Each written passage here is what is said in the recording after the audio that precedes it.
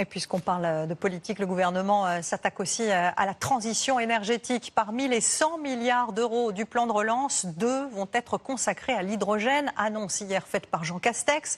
Une énergie qui pourrait prendre le pas sur l'électrique dans le secteur automobile, mais pas seulement. Pierre Galassio et Thierry Valta.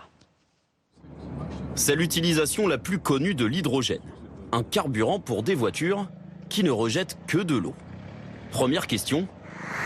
Comment l'hydrogène est-il fabriqué? D'abord, il faut savoir que l'hydrogène est un gaz. Vous avez derrière le réservoir, qui est un réservoir cylindrique, qui tient le gaz sous forme comprimée.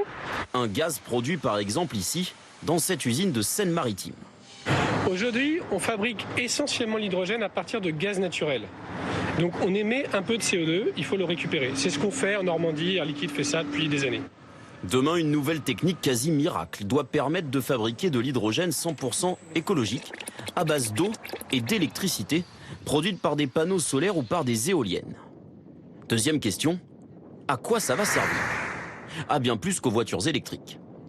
Il y a 50 ans, c'était pour la conquête spatiale, ça coûtait trop cher. Maintenant, ça va rentrer dans l'usage commun.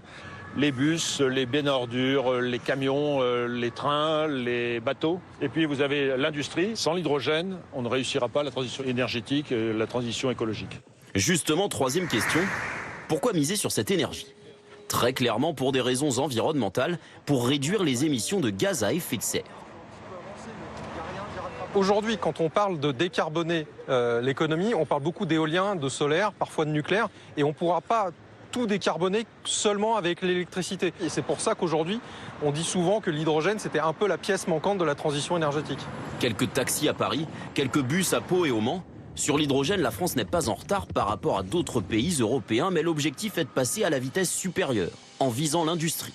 Et pour ça, il faut construire des usines d'hydrogène un peu partout en France.